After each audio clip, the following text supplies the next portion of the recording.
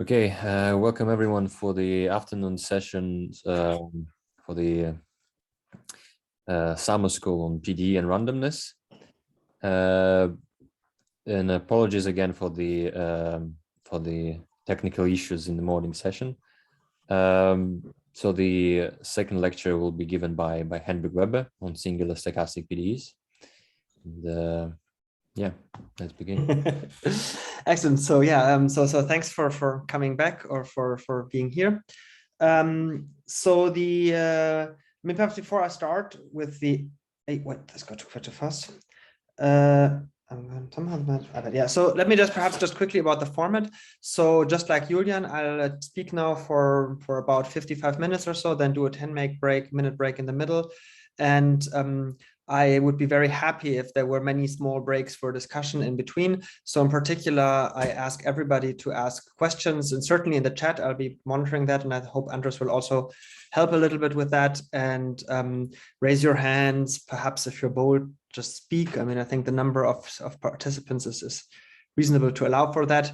And let me also say that the slides that I'm using here are available already on the page of the workshop. So if ever I scroll in the wrong pace, and if you want to go faster or slower and just to look up something again, then please have a look there. That may be convenient to have it open.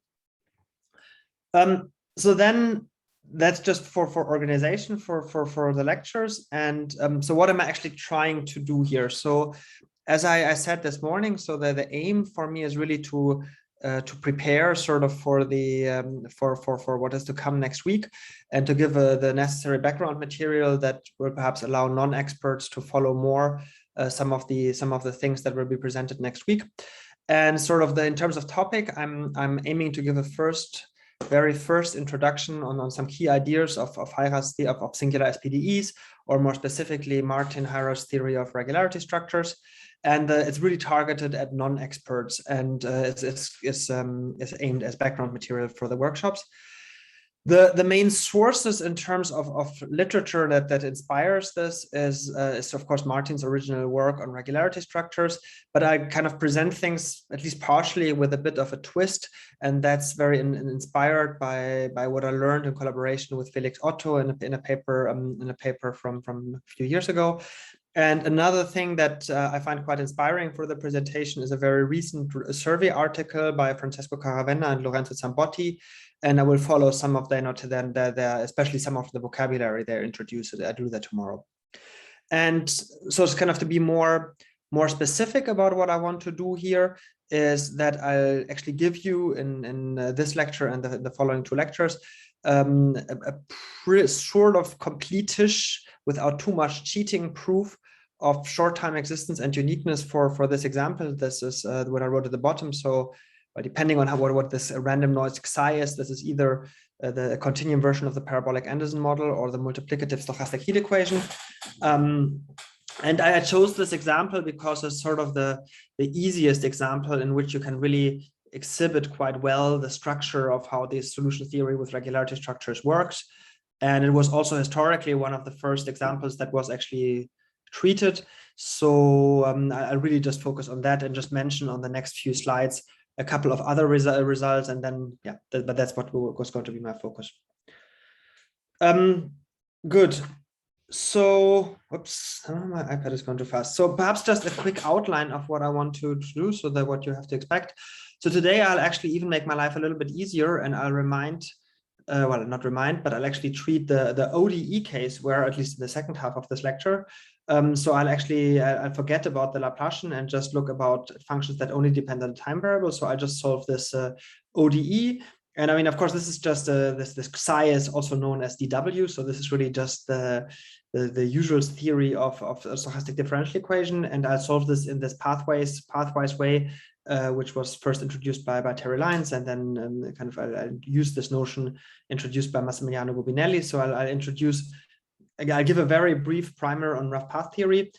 And this will be certainly already kind of in a spirit that will hopefully allow you to see the parallels tomorrow in the PDE case. And then tomorrow will be a lecture only on analysis. And in particular, I'll discuss this famous reconstruction theorem, and we'll sort of give the analytic framework for solving this PAM or the SPDE that I showed you before. And lecture 3 on Friday will be about the probability part, and I'll talk about renormalization and constructing local expansions. And then I'll also give a bit of an outlook of how the framework looks when I want to solve more general equations. So that's that's sort of the aim of what I want to do. Let me perhaps also mention that I think there are a couple of students here who took a course with me on this, on a TCC course with me on that last year, and sort of you will recognize that this is sort of the accelerated version of a 10 lecture course broken down to 3 times 2 hours. But yeah. Good. So let's just dive into things. What are actually, what are singular SPDEs? What are the kind of equations that we would be interested in? And generally, these are typically equations that are of relevance in mathematical physics. So either statistical mechanics or quantum field theory. It's of course related. And sort of one of the first very prominent example is this KPZ equation. So which for me is going to be a function. So for this solution H is going to be in H of t and x, and this is of course time, and this is x, and this is a one-dimensional spatial variable. And so is this relatively simple looking SPDE? So you have here this one-dimensional Laplacian second derivative. You have this Hamilton-Jacobi type term here, and you have this psi. And for all of my lectures, this psi is always going to be some random noise. And this model, it looks actually relatively simple if you want as a PDE, was first introduced by Kardar, Parisi, and Zhang in the 80s. As a model for the fluctuations of moving interfaces. So I've shown you this cartoon here at the bottom. If you think the solution H of t and x is depicted by this red line here, and you should think of this being an interface, whatever, say you have here some ice, and so here you have water, and the red line is what moves as the interface between the ice and the water, and you could imagine that you're just below 0 degrees Celsius, and then this would move slowly into this region, and you would then want to describe what the interface between these phases looks like. And in principle, these three terms here have a pretty clear interpretation. This Laplacian is some local smoothing mechanism. This the second order term is actually a geometric term, and it comes from the fact that this coordinate frame that one puts here is of course artificial, and the thing wants to really move in the normal direction, and sort of this is a Taylor approximation of a mean curvature operator, and then this psi depicts some random noise, right? And I'm not going to go into this very much, but let me just say as a last comment is that this is actually something that we will encounter in several talks in the workshops. And if you look at the abstracts, for example, Zhu and Yugu and Giuseppe Canizaro are going to present various aspects and new results on this in next week. So so this will be relevant next week. A second example that people have been looking at this and here a lot are these 5-4 dynamics. So this is perhaps even more simple looking SPDE, where you have again the heat operator here. So now your phi is a priori a function again of time and x, and now x can take values in say Rd, and typically d will be equal to 2 or 3. So we have here this cubic nonlinearity, so it looks even a bit simpler than the Hamilton-Jacobi type on the KPZ equation, and you have again this noise. And one of the main reasons for studying this in this equation, in this context, is the fact that it's sort of it gives you the natural Markov process, the natural stochastic process, which is reversible with respect to another thing, to some measure, which is formally here. That's the phi to the 4 for this, the so-called Euclidean phi to the 4 quantum field theory. And also if you just see this dynamic, then this equation, it looks a bit funny that it's called phi to the 4 because there's just a phi cubed here, but that comes of course from the fact that in the invariant measure you have a 4, and phi cubed is derivative of phi 4. And so this model is relevant in a number of contexts. So for example, it is one of the working halls like toy models to develop a mathematically rigorous theory for quantum field theory. So in this context, it's been studied a lot from the 70s. And also it's actually a very natural model for statistical mechanics. And just to mention, I mean, so in this workshop, we're going to see a number of talks on related models here. So there's going to be Hao Shen's talk. I think this even goes more or less about this directly. And I presume that Martin or AJ, they have work also on dynamics that arise as the invariant, as reversible dynamics for very interesting measures, not probably a bit more complicated than this. And so this idea of studying invariant measures through a dynamic is going to be very prominent also in the workshop.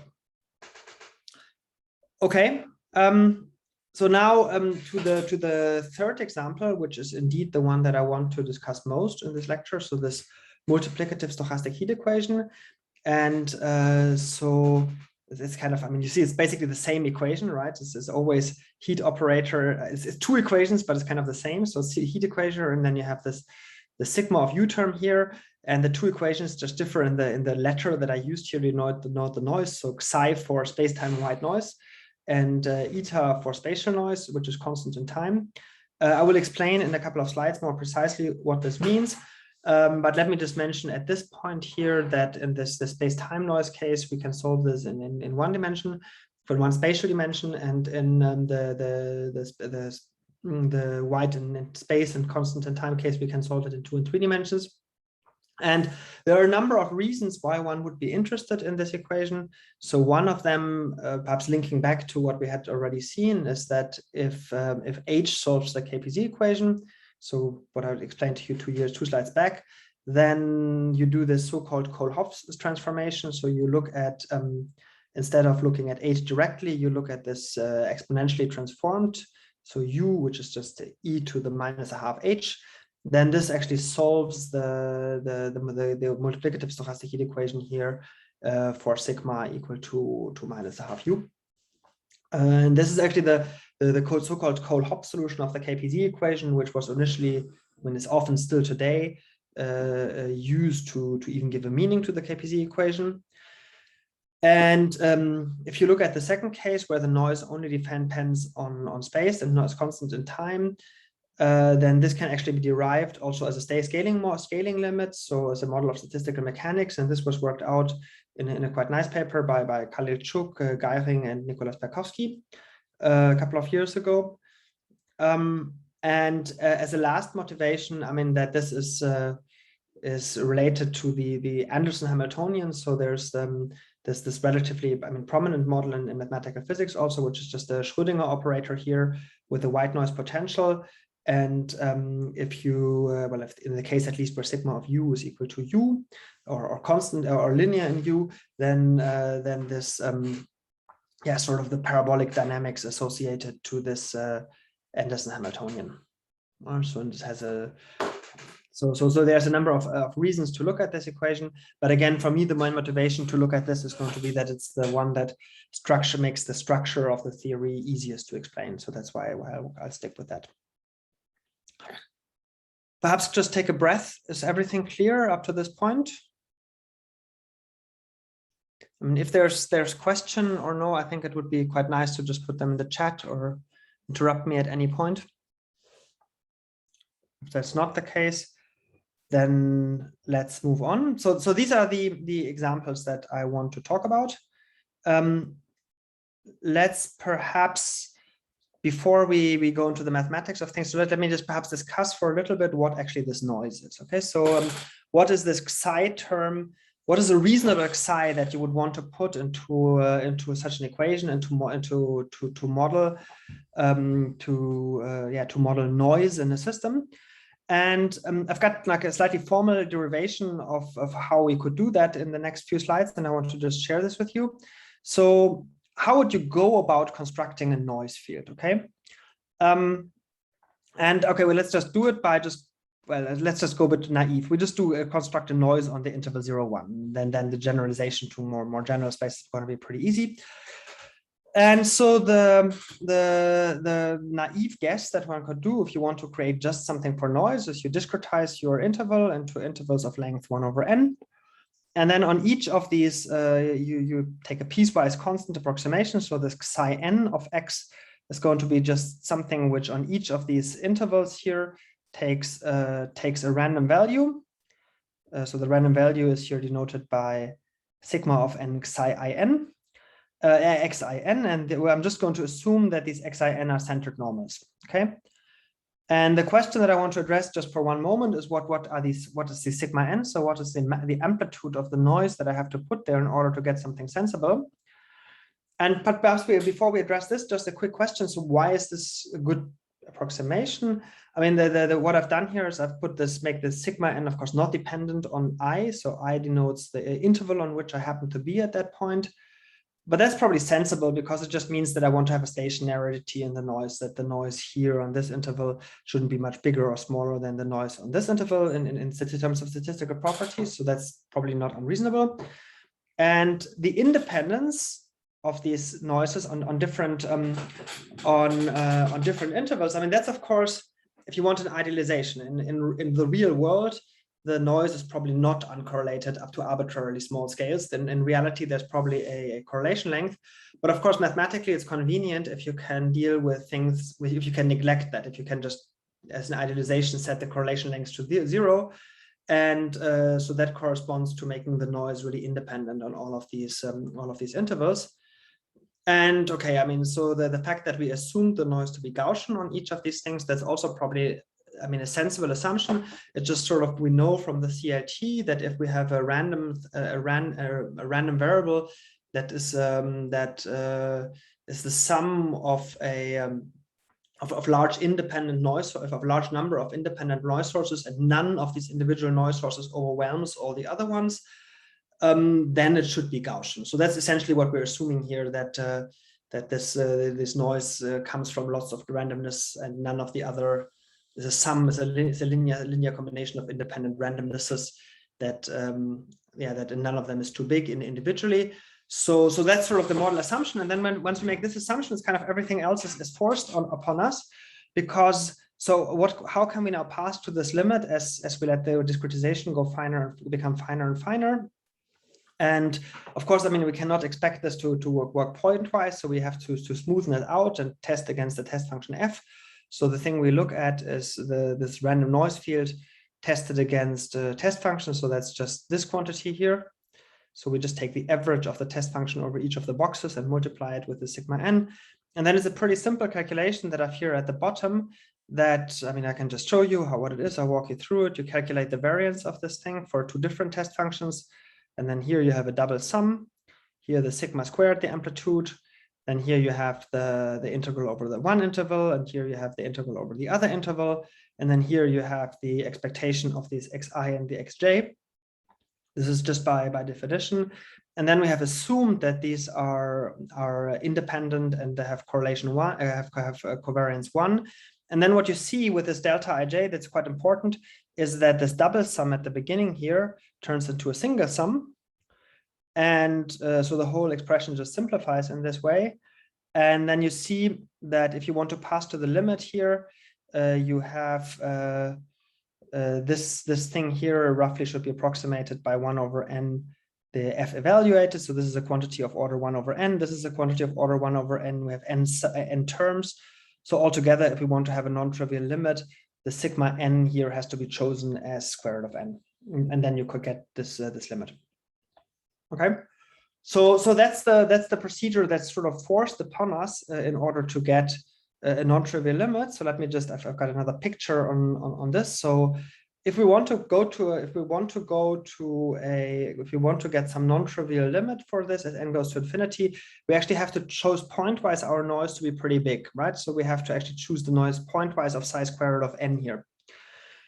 And that is actually going to be basically the source of all our trouble here in this whole game. So this corresponds to the fact that this noise, that we have to make it so big, pointwise so big, will be reflected in the fact that in the limit as a distribution, it will be very irregular. And sort of the higher the dimension, the worse it will be. And that's what we're going to have to fight against consistently. So the fact that Like if you zoom in, the noise is so super big. And if you want just a simple exercise here, you can just generalize the calculation that I just did in the previous last slide to an interval in d dimension. And then the sigma n has to actually be chosen even bigger. So pointwise, it will have to be an n to the d over 2. So the higher the dimension, the bigger pointwise the noise has to be in order to compensate this cancellation. And this will be reflected also in what we see tomorrow, that the noise in d dimension, white noise in d dimension, will actually be a distribution of regularity minus d over 2. And the minus d over 2 is exactly this d over 2. Okay. So, but that gives us basically what we have to choose as the limit. So a white noise on RD is a centered Gaussian random distribution psi. And yeah, I mean, I'm assuming here you all know what Schwarz distributions are. If you don't, well, I speak about it tomorrow a bit more. But the definition is basically just what we, sorry, I didn't want to have just the dx. Yeah, I mean, it's not just E01, it's RD, sorry. So I wanted, so this is basically the definition of what a white noise should be. So that's what we had seen before, right? And so just a couple of formal calculations that that you can do with this definition. So the first one is like how you would see this often, at least in the physics literature. So white noise is delta correlated. So if you formally I mean, this is if we had a smooth random field, which of course we don't, but if we had a smooth random field, you could do the simple calculation, which just says so if you calculate covariances, so the field, this noise tested against f, covariance with the noise tested against some f bar, then you would just get this double integral. You do for Bini here, and you calculate the noise. So you would get here, get the covariance, the pointwise covariance of the noise between x and y, right? So this is just by definition. And in the case of white noise here, so we had basically by definition assumed that this identity holds, and we can of course rewrite this artificially with doubling the variables here with the Dirac delta function. And so if you just compare these two expressions here, then this suggests to set that the covariance of the noise, which of course pointwise doesn't make any sense, should be equal to this delta function. Okay, so this is if you want a formal expression, but that's, yeah, I mean, that's how we would think about. So this is the delta correlated white noise. Okay. So that's one thing. Another property that I want to talk about in this just briefly here is the scaling. But perhaps let me, before I talk about this, I think I'm talking too fast. So is anybody there who wants to stop me and ask me questions? I think it's a good idea if you can stop me and ask me questions, because then A, I feel a bit less like a psychopath talking to my laptop, and B, you slow me down and I don't lose everybody.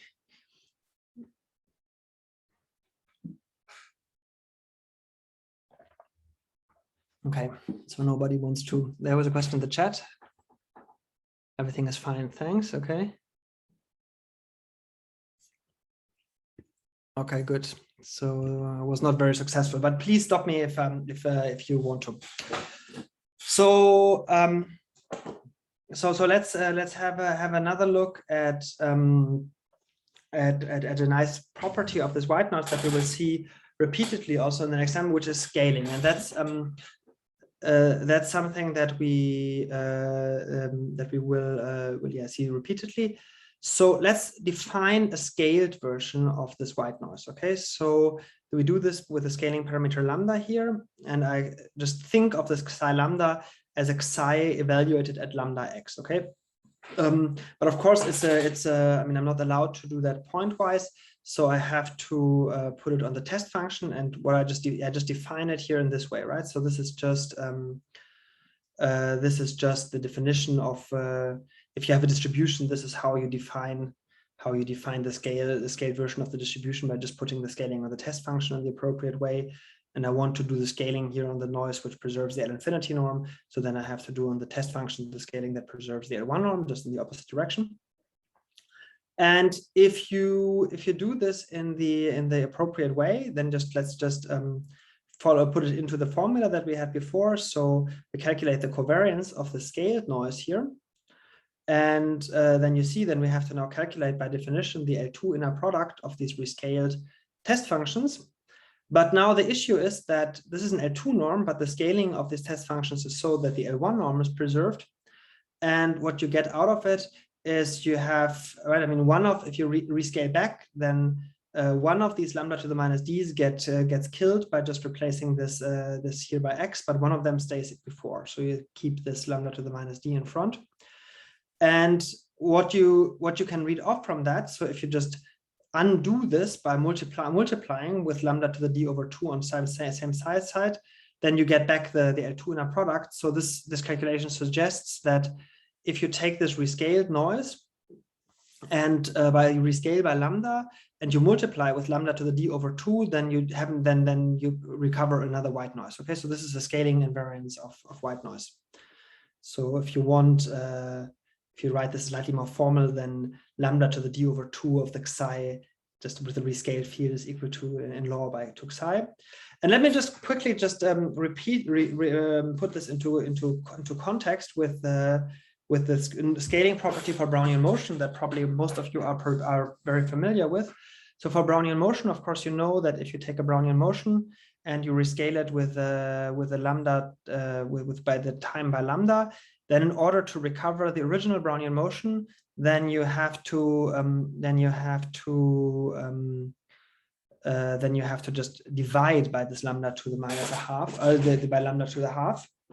And you see that it's different here, the sign, right? So here you have to divide by lambda to a half, by square root of lambda, and here you have to multiply with square root of lambda.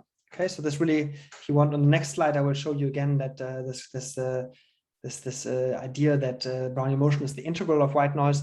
And I kind of, as an exercise, I think it's good for you to kind of figure out in your mind that if this is true for white noise, then and Brownian motion is the integral of white noise, then this should be the correct scaling. Okay. So I encourage you to think about this for a second if you've never seen this.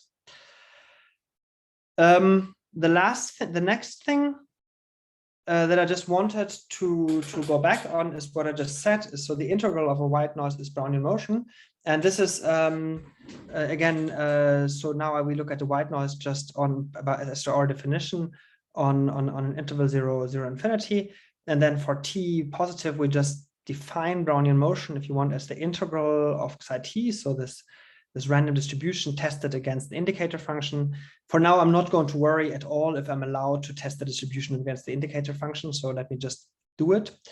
And then you see that by this formula that we had before, so the L2 inner product, so with the covariance of BT and BS is now by definition here the L2 inner product of these test functions, so the integrator from 0t and the indicator from 0s. But okay, we can all calculate that integral. That's just equal to the minimum of t and s. And so you see that you recover the formula that defines actually the covariance function from Brownian motion very easily, just from the fact that the white noise is delta correlated. And so for, so the stochastic integrals against dB, so that you may have encountered in your course in stochastic calculus, I mean, they are really integrals against white noise. So in the stochastic analysis literature, people tend to prefer to define the Brownian motion and then kind of always never mention the white noise so much and just speak about everything in terms of derivatives of Brownian motion. But so here for this SPDE context, as we will not have, I mean, we'll have space and time, it will be more convenient to just view the white noise itself as the primary object. But it is essentially the same. And let me just point out, of course, what you already know, that this Ito isometry here, that is, of course, the content of any first course on stochastic integration is really, I mean, a variant of the formula that I showed you before. So it really expresses the fact that the dBdW is delta correlated. Okay. So again, let me try to take a breath. This is what I wanted to say so far about white noise. So this is the kind of term that we're going to have in our equation on the right-hand side. And of course, everything, I mean, you can imagine that, and I've already mentioned this before, that this will make everything very irregular. And that's going to be basically what we fight against. And it's sort of the same as what you already know from stochastic calculus, because of course there, sort of the irregularity of Brownian motion was already the main issue what you were fighting against. And so this is, I just have one slide on this point. So the Ito SDEs that you have are really just already a special case of the space-time of these white noise driven SDE equations that we had before. So you see that, I mean, okay, even if you drop the B, then this is really just if you want the space independent version of this parabolic Anderson model equation that I'm going to show to you. And let me just also point out to you what I just said is that in your first course in stochastic calculus, you will have seen that, I mean, this will be really very much in the center of the whole course, the definition of this, what does it actually even mean if you want to integrate the sigma of x against dw, or if you want to view it differently, to multiply the Hölder function sigma of x with the negative distribution of regularity. Well, I mean, yeah, that's the point of view that we will take here. And the difficulty is really generated completely by the irregularity of the W dot. Is this as an agenda for what I want to do? Is this sort of clear, or is it, are there questions? I'm constantly trying to get people to talk back to me, but I haven't been successful yet. Okay. So in that case, I will just continue. And so as I told you, the key aim for what I want to do today is that I will give you if you want, a rough primer on rough path theory. And really with the point of view that this is to be seen as the ODE version, as a simpler version of this thing, of the theory of regular SPDEs. And I will follow this notion of controlled rough path, which was introduced in this groundbreaking paper by Massimiliano Gobinelli in 2004. And so this is really, as I said before, a theory for differential equations of this form with an irregular dW. And so the W, as I said, are regular, typically Hölder continuous. And here I've just reminded you, if you don't remember what I mean by this, by Hölder function. So just that this Hölder semi-norm here is finite. And of course, the main example is Brownian motion. And in this case, the alpha is going to be a function, alpha is going to be just anything below a half, which I indicate by this a half minus. And of course, the approach is more pathwise than the classical E2 calculus. And sort of let me perhaps, just before I go into more details of how this works, perhaps address why should I even want to improve on, I mean, change anything about E2 calculus, right? So what's wrong with E2 calculus? What's the problem I want to fix? So I mean, E2 calculus, of course, addresses also the problem of defining these stochastic integrals here, and it addresses the same problem that this dW here is in very irregular object, and the sigma of x is itself actually also not so regular. And the way it solves this is it introduces this extra object, this filtrations in order to keep track of information, right? So you don't look at these things, at these objects so pathwise. You actually remember that the sigma of x sort of is a random variable, and it only depends on all the information available up to time s. So this is in this notion of adaptedness. And then you use very strongly the fact that the Brownian, the white noise increments, this is what I actually put in my discretization before, that they're independent on different intervals. So then if you look at sort of these, if you want in a Riemann approximation, if you look at these things, then this is a product of two independent random variables. And this allows you to keep track of, to capture some stochastic fluctuations and to prove that kind of the sum of these things behaves much better than it would if you just brutally put absolute values and just summed up all the magnitudes of all the terms. So you get some stochastic cancellations, and that's really captured very much in this notion of adaptedness. And that's, of course, extremely powerful and allows one to do many fantastic things. But there are a couple of, already on this level, there are a couple of limitations where this doesn't work so well.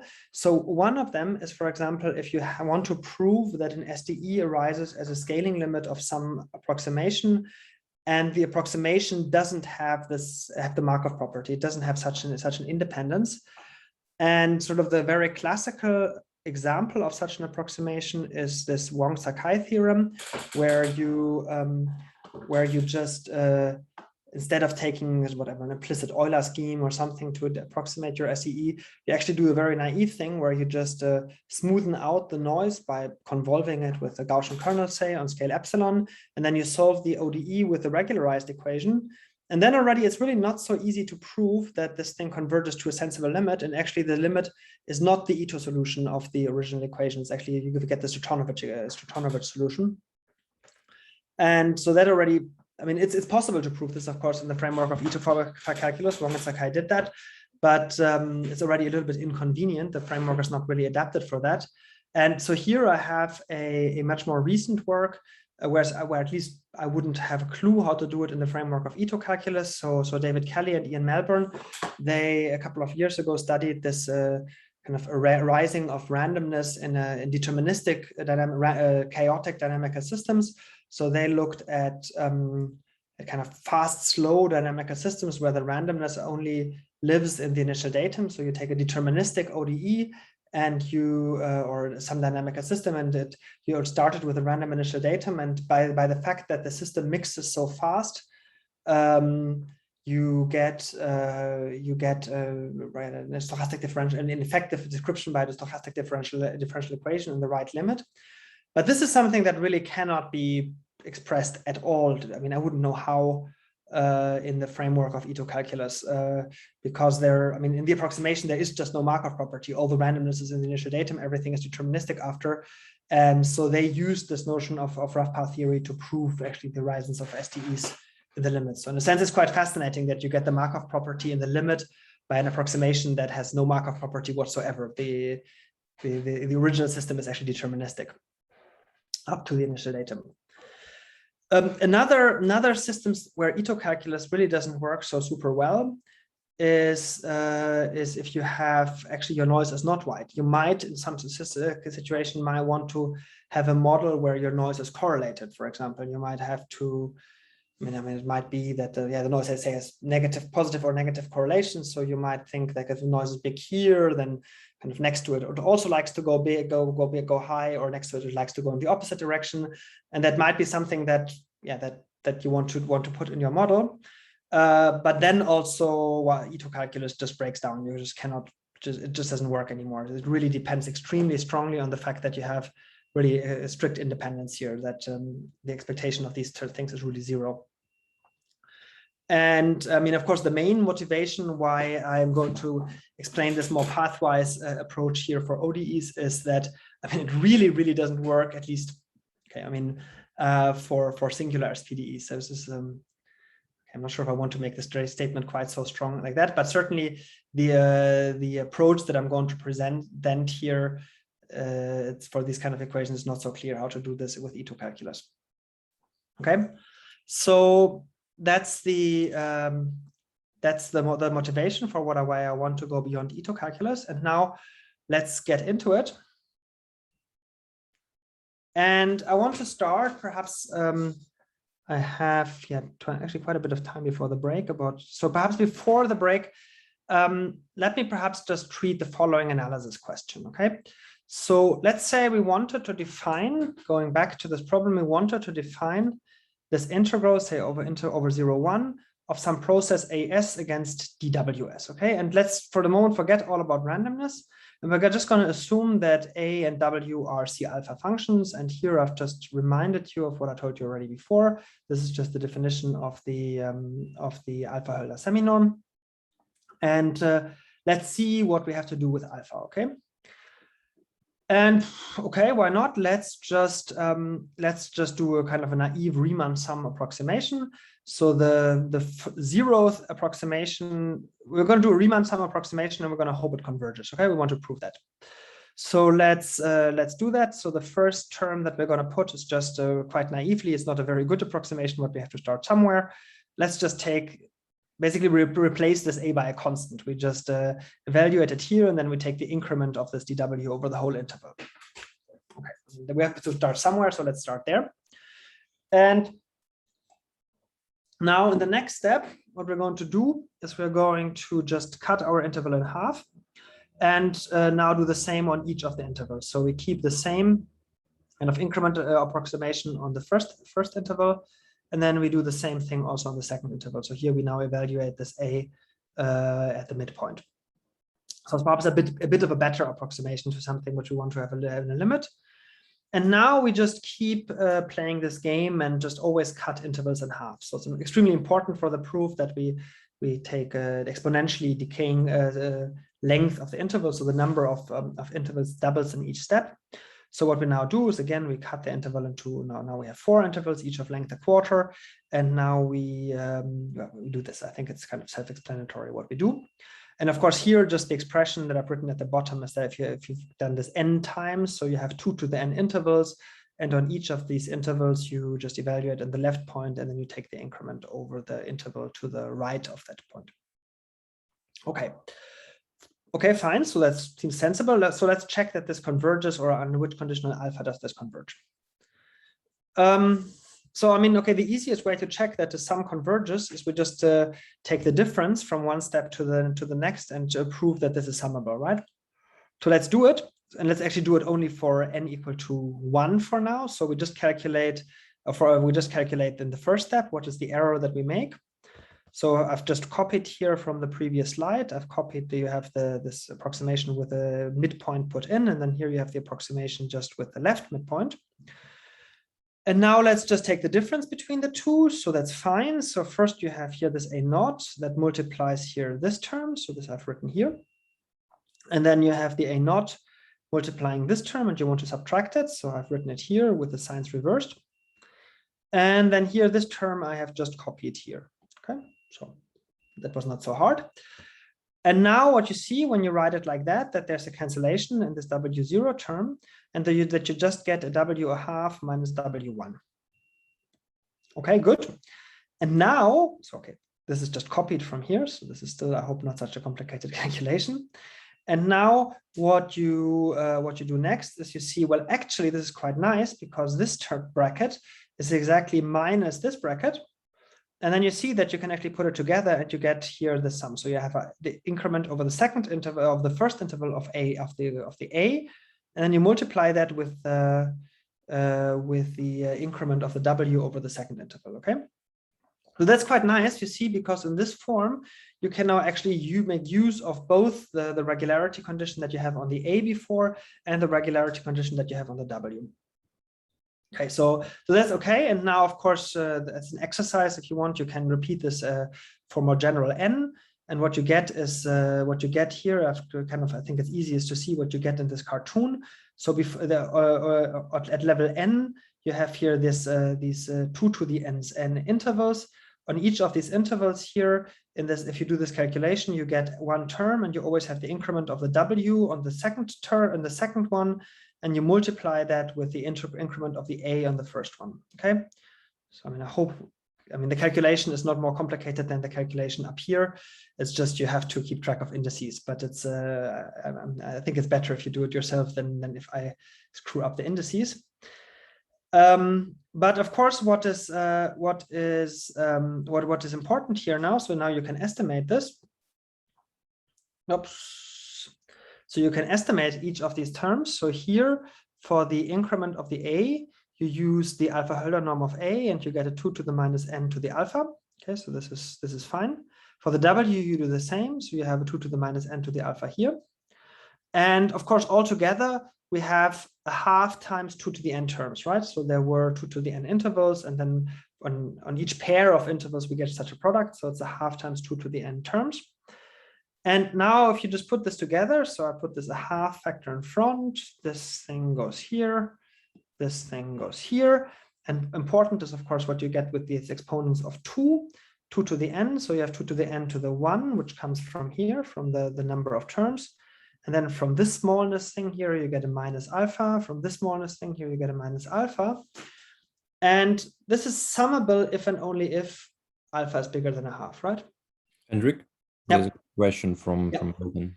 Yeah, finally, yeah. In the chat, let me see. Hendrik, may I ask a question? Yes, Milton, please. You get this alternating increments, no? First an increment on A, and then an increment on W on a different interval, and then an increment on A on a different interval, and then an increment on W on a different interval. Is that important? It doesn't matter. Sometimes it could matter or not. So I mean, are you asking sort of about stability of different approximations or so? I don't know. I mean, I'm just seeing this pattern, no? Alpha W, alpha W, alpha W, and I was just wondering whether it's relevant for something or not. I think I mean, the fact that I've chosen this approximation makes the proof very convenient. But a posteriori, it's not so difficult to prove that if you take any other reasonable approximation, you would get the same limit. Yeah, okay. I mean, this pattern, this algebraic miracle that I'm having here certainly makes the proof very easy and very neat and clean. It's a bit similar to, I think it's a bit similar to what I will show you tomorrow when you prove reconstruction. Sort of if you take the good test function, whatever, a wavelet basis if you want, or kind of nice things, then the proof becomes very clean. And if you want to take different approximations, the proof becomes more messy. But I think conceptually it's not very important. Is that fair, Milton?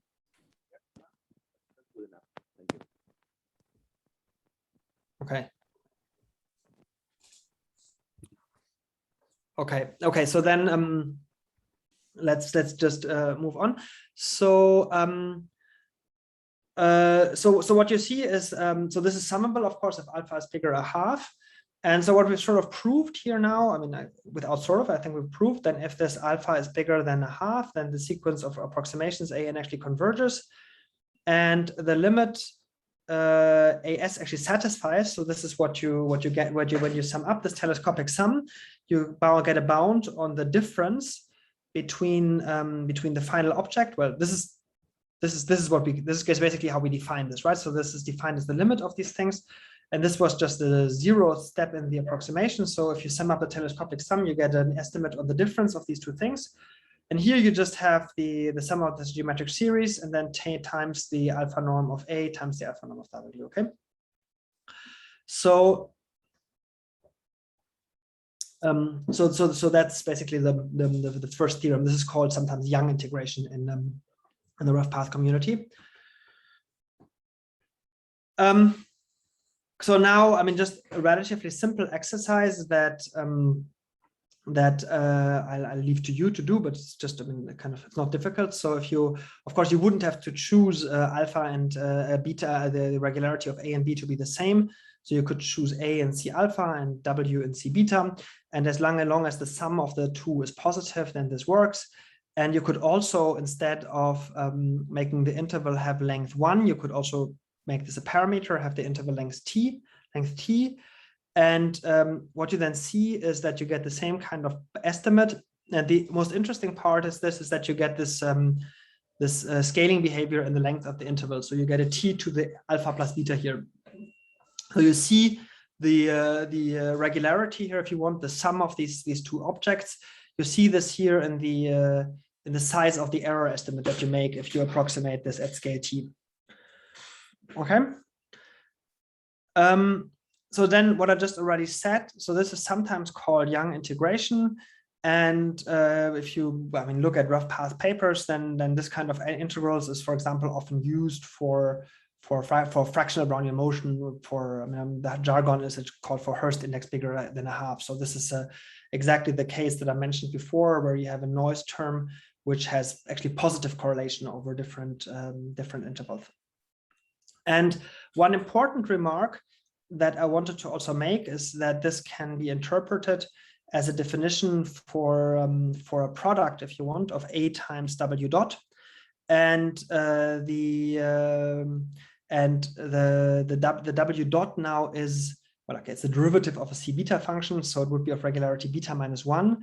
And so if you want, we have proved one version of a theorem from functional from functional analysis, if you want, that you can multiply and get estimates on the product of a function with a distribution if the sum of their regularities is strictly positive. So so if you want to view it in this way, then this is what we just have proved. And that's certainly the way I'm going to interpret it in reconstruction, which is what I will do tomorrow. Okay. Okay, so let me see where I am. I'm going much quicker than I had thought I was going to be. So let me perhaps think. Andres, is it bad if I just make a break now? I think it's a good point to have a break now for 10 minutes. And perhaps resume at 48 or 47 or something like that. And of course, if there's a question, then I'm very happy to answer it.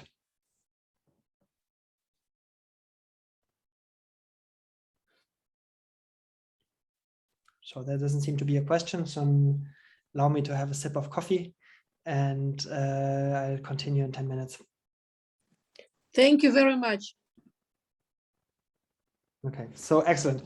So yeah, so welcome back after the break. So we had just done this this nice exercise to try to define this, if you want, the product of the Hölder function A with the distribution W dot, and we had seen that this works if the sum of the regularity is strictly positive, or more in this language, which is if you want, the integration of A against dW is possible if their sum is strictly bigger than 1. And I mean, I hope I convinced you that this calculation was actually pretty easy, and the estimate that you get out of it is pretty clean. So I think this is quite nice. But of course, you see that, I mean, that's sort of the life in the stochastic calculus. Of course, it just about fails for Brownian motion. And if you want to solve SDEs, because for SDEs, you know that this dW is going to be alpha Hölder for alpha just below a half, and the A in our case is going to be the sigma of x, if you want, the solution of the SDE. That's also only going to be Hölder for a half. So so just about doesn't work. And of course, we knew that it cannot work, because otherwise, I mean, most of what we learn in the course in stochastic calculus would be useless. And also, it can't really work because we know that in stochastic integration, you have these odd phenomena, for example, that like you have different intervals, for example, different approximations converge to different things. And that cannot really happen if you have this, you had a stable definition as a limit with a good estimate like you had here in this case. So so it's clear that something has to go wrong. Okay, and let's just analyze for a second what actually went wrong. Okay, so let's do kind of a formal numerical analysis type of analysis of kind of order of convergence of our scheme, if you want. So let's make the answer as we wanted to. Well, we want to understand this thing. So now I've just, this is the previous example, just I've more specifically put a sigma of xs here. So this is the example we're really interested in. And so what we've effectively done, of course, is we have approximated this by a Riemann sum, as we had seen, right? So the sigma was just evaluated at the left endpoint of the interval, and then we take the increment of this dw. And of course, we could also rewrite that as an integral over this interval s a plus 1 with a sigma, but just replaced with a real sigma replaced by a sigma which is constant. Okay. And so the error that we have committed by doing that is, of course, nothing but on each of these intervals, we make an error between the real sigma of xs minus the approximate sigma of xs. And given that we have a Hölder continuity of order alpha, so this will be of an error of order alpha. And so if you think of this integral over this dw will be of order s, also length of the interval to the alpha. So the integral over the dw will be that. And then you see that altogether you get an error here. So if this is a bit formal, of course, this analogy, but if you think of the the interval si minus 1, if this were, for example, of order 1 over n, then this thing here, the first thing would be a 1 over n to the alpha, and the second one would be in 1 n over n to the alpha 2. But here you would have n terms, and you see that the condition alpha bigger than a half is exactly what makes sure that sort of in this formal and a formal way of looking at it, that this numerical scheme converges, right? So that you would have an error estimate here that proves the convergence. And of course, for alpha equal to a half or below a half, this is just not enough, right? If we wanted to prove convergence of such a scheme, then we wouldn't be able to conclude this in this case alpha below a half, and that's unfortunately the case we're interested in. So what can we do? So I mean, if one wants to improve the order of convergence for a numerical scheme, then perhaps isn't it just a good idea to just increase the order, to do a higher order local approximation, to do a higher order approximation? Perhaps one can do something about this. Okay, so that's what we're going to try on the previous slide, on the next slide. So we're going to do again where I want to now develop a higher order scheme for developing this integral. And so previously, this is what I had said here. We had just replaced here the sigma of xs by a sigma of x0 now in a numerical scheme, okay? And that was perhaps not so good, but that suggested that, so if this were the solution of an SDE, that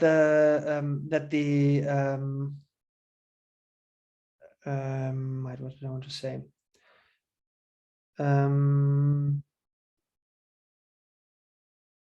Right, exactly. So now this was perhaps not good enough. So let's just see, well, perhaps we can do better. And well, better would be to just replace this by a next order Taylor approximation, right? So we put a sigma prime of x naught here, and then multiply it with the increment of xs. Well, I mean, why not? That should be a better approximation of xs than just replacing it by the initial value. And now we have to use the fact that the xs that we actually want to look at is a solution of an SDE. And we want to use the fact that in this kind of naive first order approximation to leading order, this was actually given by this sigma of xs times the w increment, right? So that's what we're going to plug in here. This xs is to leading order from this approximation that was not good enough, given by the increment of the sigma of x with a constant here times the w so the increment of the w, okay? And that is going to be our second order scheme. So now we plug this into this. This is our second order approximation of the sigma of xs. Now we're going to integrate that against dws. And so here I've done nothing but just plugged exactly this in, written against dws. And now you see in this expression here, this doesn't depend on s, so it falls out of the integral. So this is the approximation. Oops. This is the approximation that we had before. So this is just a sigma of x naught times the w interval. And then here we have now a second term, which again, this doesn't depend on s at all. So this falls out of the integral. So we have here the sigma prime term of x naught. And then we have here this term, which is this iterated integral of w. So we integrate the Brownian motion against itself. Okay, and also again, I mean, okay, you may have seen this if you know higher order Euler schemes for stochastic ODEs, then this is exactly what you do. So it's not terribly original if you want. And perhaps also what you may remark here immediately is that this product sigma times sigma prime is exactly the type of term that appears when you pass between E2 and Stratonowicz correct integral, right? So this is I mean, this product sort of clearly tells you something for ODEs. So this suggests now that we, if we wanted to construct these integrals, these rough integrals, in the way that I had suggested in this case for alpha above a half, we could just do that. We could just do this. If you want this higher order Riemann sum, so we could here. This is what we had put previously, and it suggests to put this term here, which has this product, and then here this iterated integral. Okay, that's just a second order. If you want a second order Riemann sum. So perhaps this is a good point to ask if somebody has a question, because I think this would be a good point to ask one. Then the question would be sigma prime means that the sigma should be smooth enough, but it was. That's a very good question. Thanks.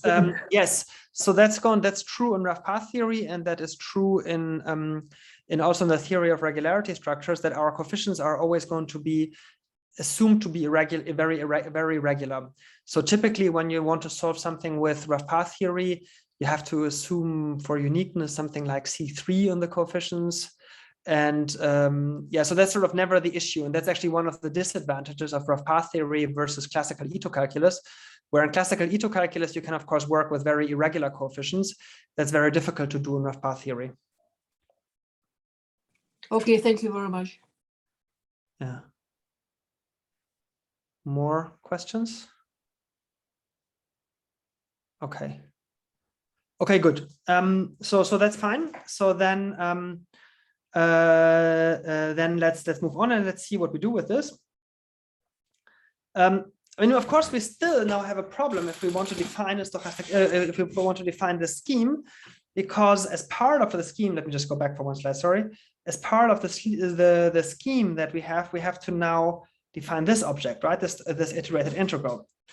And sort of in a sense, we haven't really helped ourselves at all, because of course we now encounter exactly the same problem that we had before. We had seen before we can only define integrals of a against dx, if you want, if the sum of their regularities is bigger than 1.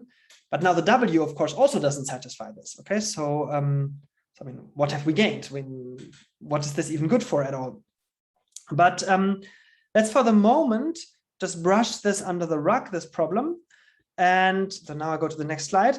And let's just say, assume we had this for some miraculous reason, and we're going to go to this miraculous reason a little bit later.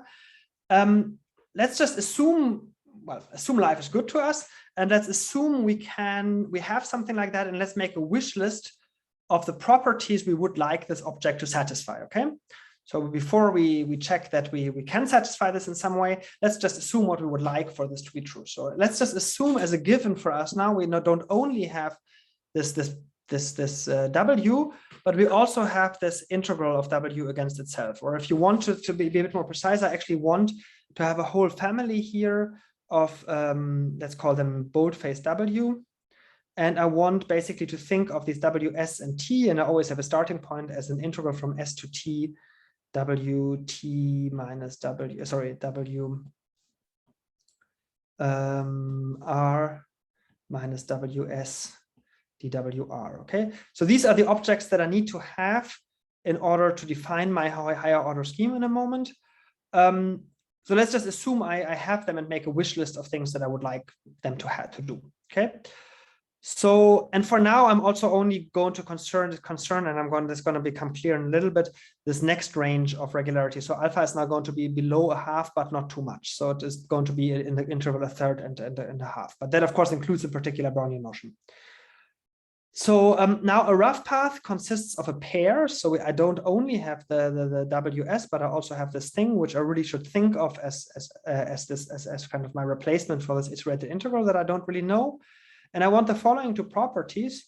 One of them is an analytic regularity property. So I want this ws to have an on-diagonal regularity of this type. So if I approach these the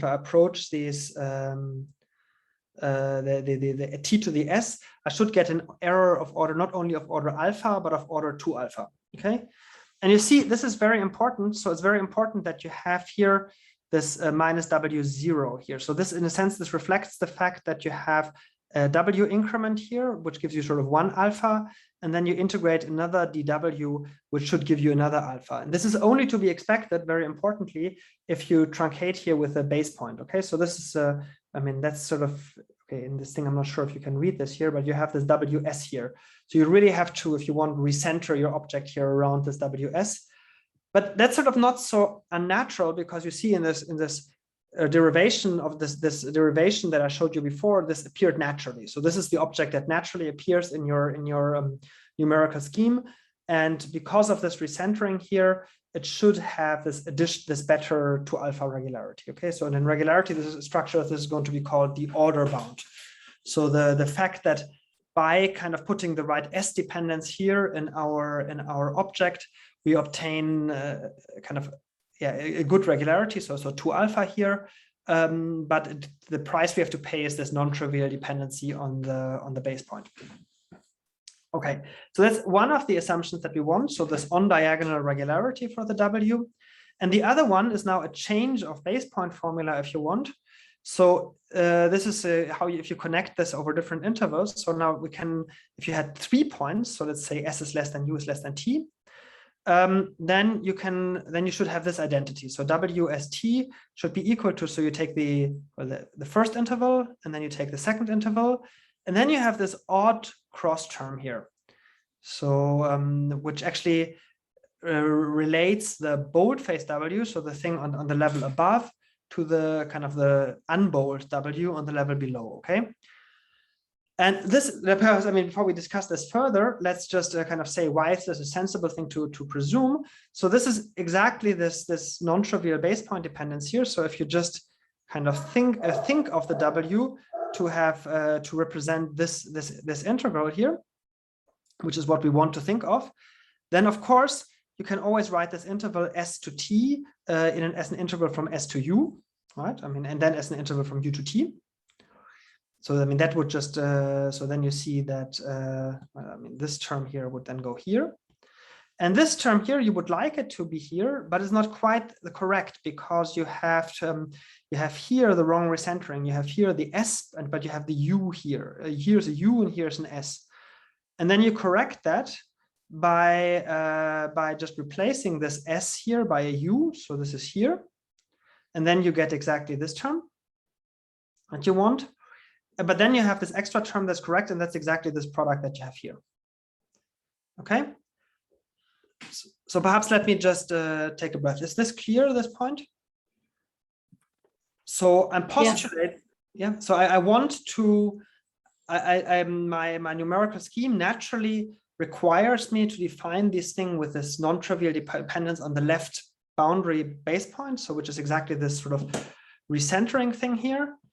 And this has the advantage for me that this gives me, actually, this object is very nice to look at analytically because it gives me this better regularity. So I get an up bound, or at least I don't get it analytically, but it's plausible for me to postulate that I would get a bound of order 2 alpha. But the price I have to pay for that is that I have this non-trivial base point dependence, so that I get kind of, if you want, a change of base point rule, which is a bit non-trivial. So you would, if you didn't have this, you would expect just, if you had just an increment of a function, you would expect to just have this, but then you have this non-trivial dependence of S, and you have to pay for that by having this this extra term. And perhaps just actually an interesting remark, and I will come back to that at the end again, is actually, this requirement down here is actually the only thing that relates the boldface W, the thing on the higher order level, to the lower, so this low case, this without unbold, to the normal W. Okay, so that's going to be actually quite important later. So in order for my theory to work, for my deterministic theory to work, I can basically postulate for this W, for this boldface W, I have a huge degree of liberty of what I can define here. And the only thing that I kind of links it to the original little W, which was my data, is this change of base point formula. Okay. So far, so good. I have a question for. Yes. Yeah, a basic one. So here alpha is equals to half should be included or not? Oh wait, sorry, my link. Because in Young regime, alpha is equals to half doesn't go. I think you can include it. Yes, I mean everything also would work for everything. Yeah, you include it. I think is the best answer. But sorry, my phone just. Okay, thank you. I just included. Sorry, my iPad somehow lost connection. Let me just link again. Ah, no, it works again. Okay, good. Okay, good. Okay, good. So this is this is now our first step in our higher order analysis. So let's just postulate for now. We're given this W and we're just postulate we have these two properties, which I hope I've made plausible that they're a good thing to presume that I want to have them. So this is now these are my integrands. Okay, so this is what I want to integrate against.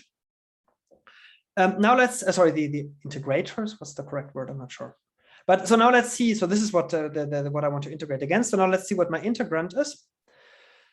And so here it goes back to this again to this higher order scheme for the ODEs. So what integrand A of t should I actually look at?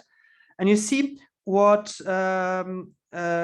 we want to actually integrate are not general A of t. We want to really integrate against the sigma of xt's that we had before, right? And in the derivation of this high order scheme that I showed you a couple of slides ago, we had actually used the fact that the increments of the sigma of xs can be approximated by this Taylor approximation, sort of by sigma prime times sigma times the W increment, right? So this was so in a sense we have used here the equation in our numerical scheme. Okay, so the kind of sigmas we want to integrate against, or that we have to integrate, and this was the property that we used of the sigma of x to derive this higher order scheme, was that it looked to leading order like this plus something else which is higher order.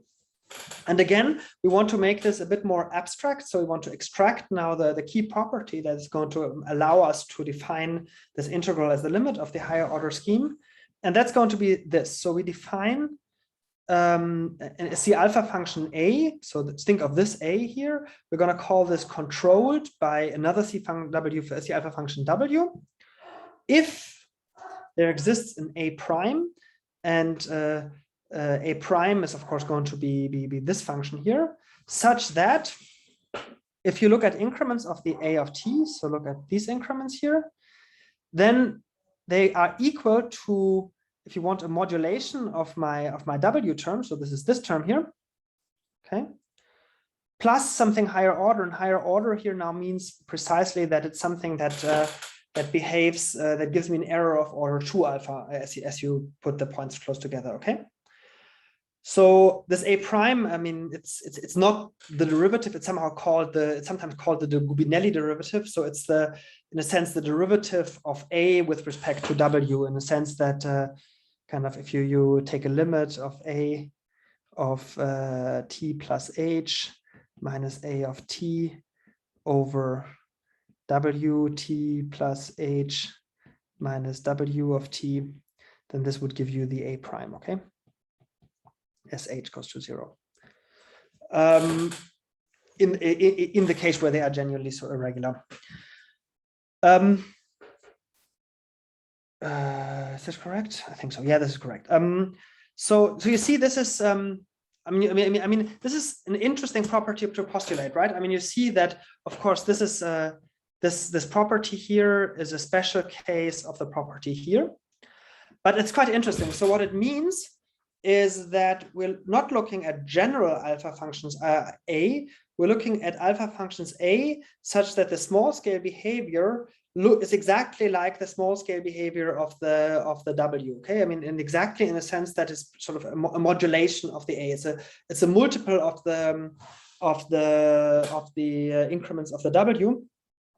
And sort of if you want kind of philosophically, what we're going to say is that if we have a path A that on small scale looks like a modulation of the path W, so that's this assumption here, and the previous assumption was that sort of we know how to integrate W against itself, then we can give a perturbative meaning of the integral of A against dW. Yeah, that's going to be basically the theorem that we're going to prove, if you want, in words, okay? So again, perhaps just is this point clear here? So these are the main two objects. We have we want to multiply, if you want to define a product of A times X dot, and we say that on the one hand side, we know we can kind of multiply increments of X with X dot. That was the control, we want to define A with W dot. In the previous slide told us we can multiply W with W dot. And this slide kind of tells us that A on small scale looks like increments of W. And then we can also multiply A with W dot, right? So that's that's really the philosophy of what we're going to do. And that's also going to be very much the philosophy of how it's going to work with the reconstruction theorem tomorrow. Hendrik? Yep. There was a question in the chat. Yes. Oh, yeah. Okay. Let me have a look. Significance of the 1/3, which is, I think, it's important question. That's a very good point, but perhaps it's easier to answer that after 2 slides or so. So thanks for the question, but let me perhaps just delay giving the answer to that by a little bit. Okay. Okay, good. So this is going to be the spirit of what we're doing. And now let me show you the proof. And it's actually quite neat because it's very, very similar to what we had already seen. Okay, so definition of rough integrals. Okay, so we want to now we've set up our mind and what we want to do. So we want to integrate. Basically, we want to set up now in this slightly more general, slightly more conceptual way, this higher order Riemann sum that we had thought of in our numerical approximation. Okay, so we do an ansatz again by Riemann sum, but we want to do a higher order Riemann sum. So you remember this was sort of the first term that we had already. And if you go back to, let me just show you, kind of go back to the slides. So we wanted to do this and to take this scheme here. And we're just going to now plug in our ingredients. So here we just want to multiply sort of the A with the W integrand. And then here we have the Gubinelli derivative. And here we have and then we have here this integral of the W against itself. And so I'm just going to put kind of the objects that we have introduced for that into our higher order scheme. So we have here an A times an AW, the W increment, and then here we have this Gubinelli derivative, and here the iterated integral. Okay, and we do it exactly as we did before, is we start with just being a bit naive and integrating over the interval 0, 1. Okay, so I hope sort of giving the build up that shouldn't be so surprising anymore at this point. And now let's just do the same as we did before, and we're going to keep halving intervals and halving intervals step by step. So it's always a good idea to go down in intervals and dyadic scales. And so you have here now exactly the same 2 terms over the first interval. And then here you have the same 2 terms over the second interval. So that's here. And again, as before, we're going to keep halving size of intervals, and after n steps, we have now 2 to the n intervals again, and on each of these intervals, we have this sort of first order Riemann term, and then we have the second order Riemann term, and well, that's it. And we want to now play the same game as we played before. Okay, so we want to prove that this thing converges, and we want to hope that we kind of extracted the correct abstract properties to give such a neat proof, just like we had before. So let's see if we can do this. All right, so let's do just before we calculate the difference, in minus 1. And as before, we're just going to do it actually for 0 and 1. Okay, so just for the first term. And here I've done nothing but just copied from the previous slide what we had before. So this is the 2 terms for the 0th approximation. And here are the 2 terms for the first approximation. So the same over the first interval, and then the same over the second interval. Okay. So this slide may look a little bit messy, so let me walk you through it slowly. So the first thing that we're going to do, so I've color coded it though. So you have to go from the green things together. And this is exactly the calculation that we had done before. Okay, so these things together, it's going to give us this green term. So we have again, over the first interval, the A increment, and over the second interval, the W increment. And that's of course exactly what we had in our calculation with the Young integral, okay? But we had also seen that this is not good enough. So we had seen now we're in the range where alpha is below a half. So this alone wouldn't be converging anymore. So we need to actually get better. So we need to get more cancellation with the terms that we have after. And they have to come here from this A. Okay, so let's see what we can do with that. So now I am going to look at these A terms. And then what I've done here on the next slide is nothing but just plug it in. So you have this the Gubinelli derivative evaluated at 0, and you have it twice. So you have so this is just copied here, and then you have here the W0 a half, and then you have it at over the whole interval. Okay. So this is the term here, and then you have here the one from the second interval, and just after I've just copied. I've done nothing. Okay. So far so good. So now, of course, we have to use the this change of base point formula, if you want, this which allows us to compare things. So we are going to rewrite. This is what I've done now in red here. So I'm going to rewrite this term, which consists of the whole interval 0, 1. I'm going to write it in 3 terms. So you have this boldface W over the interval 0, 1/2, and you have the boldface interval over W over the interval 1/2 and 1.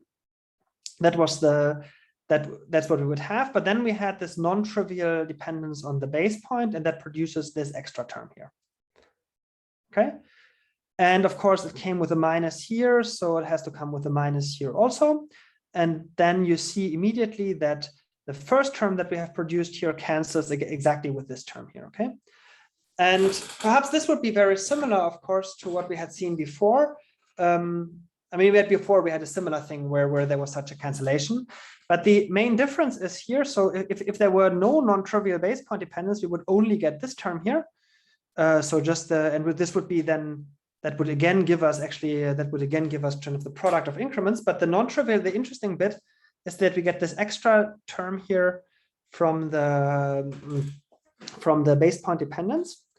So now let's keep working with this object, the whole thing here. So that's what this black line does here. So everything here is just manipulating with this. So the first thing that we do is we see that these this W 1/2, 1. So that's actually 1 missing, sorry. So this is this term here and this term here. So this now appears twice. So once with a minus and with this A0, and once with a plus with the A1/2.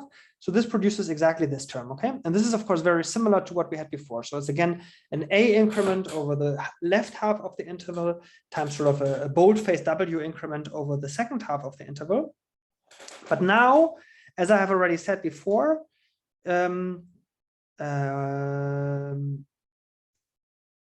you get what did I do? So you get here this yeah, this is actually just copied. I've done nothing. So here, this is just the A0 is written here, and then you have a DW increment here, and then you have this DW increment here. So I've actually done nothing in this step. I've just used the fact that this here pairs. That this here pairs with this one. Okay. So that's so far so good. And now we can finally see. So this term we already like. This term we already like. And now we can see that we can actually combine the thing on the left-hand side, which we had from the previous calculation, which we had to still improve on, with this extra term that we have produced due to the change of base point. And so I've put them both in a yellow square here. So this is a yellow square and this is the yellow square, and they together now give us, we have here this W increment with this W increment, and the rest just combines to be 4 to this term here. And now this is miraculous because this is exactly what we had assumed in our assumption of being controlled. You see that this is exactly this higher order remainder. Okay, so I realized that this is was a pain to follow. So, so if you didn't like to follow it, I would really encourage you to just look at the slide and to convince yourself of the calculation yourself. I think it's actually a really, really nice exercise to do. And I think it's just actually beautiful how everything just matches together and how the cancellations just work. But again, I mean, I didn't do anything very sophisticated. It was just algebra putting things back and forth, okay? So I'll instead of delving on this further, I would encourage you, if you didn't follow this, to just do it yourself again. But the answer that you then get in the general case is the same thing. So you do it at level n. So you get the increment here, and you get such a sum over all kind of pairs of interval, and you always get on the left interval, you get a product of the remainder of A. So this is the remainder in this Gubinelli derivative things times an increment of the W, dW. And then you get a second term, which is just the increment of the Gubinelli derivative with the boldface W. Okay. So perhaps just taking a short breath. Was this calculation clear, or I mean, was it just super messy and you don't want to do it yourself, or?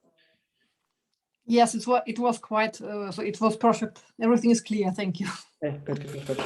Good. So then, okay, so then good. So we're at this, that we have arrived at this point. But then you see that we've won, right? And this is also the answer to your alpha half case. So now you see this Gubinelli derivative, this remainder in this Gubinelli, in this notion of being controlled is now better. So here we have now an error of order 2 alpha, not just alpha. And here we have the old error of order alpha. And then in the second term, it's just the other way around. We have assumed our Gubinelli derivative to be alpha Hölder regular. So we get here an alpha. And here we get this improved order bound, which again has order 2 alpha. Okay. So in particular, what we get in each of these steps here is you have here 2 to the n times, well, 1, because this is again 2 to the n terms, right? So let's just write this. This is 2 to the n, well, a half, but the half doesn't matter, 2 to the n terms. So what you get all together is you have again a 2 to the n in here, which you have to kill with the smallness of the other terms. And then you have a 2 alpha from here, and you get only an alpha from here. And here it's just the other way around. Here you get your alpha, and here you get your 2 alpha, okay? And you see that this now is exactly what we wanted. So this now works. This now converges for alpha bigger than a third. And that's also the answer to your third question. So that's why this is why this only works up to alpha alpha bigger than a third. It's actually a very, very interesting question what to do for alpha below a third. And I will actually probably have time to discuss this a little bit in the last few minutes of this lecture. So what we have now proved with all of this is basically this theorem, which is one of the main results of this paper on controlled rough path. So you now fix again alpha is between a third and a half, and this W, this pair W boldface W is a rough path, and you have a controlled rough path. So the AA prime is controlled by W, and then you can define this integral from 0 to t over AS dW as a limit of these second order Riemann sums, as I had shown you before, and you get this nice error estimate. Which is now, it comes out by summing out this geometric series. So the object that you're interested in, and then here is just the second order Riemann approximation over the initial interval 0 t. And then you get here this factor, okay, this is just from summing the geometric series. And you get here the product of these norms. And actually quite important, there's a typo in this slide. There's a t to the 3 alpha here. I think so the estimate is really analogous to what we had seen in the Young case. And you have on the right-hand side, now you have these products of norms always there here. So here if you want, here is the regularity bound of the A on the level of the remainder. And here's the regularity of the Gubinelli derivative. And that's multiplied here with the W.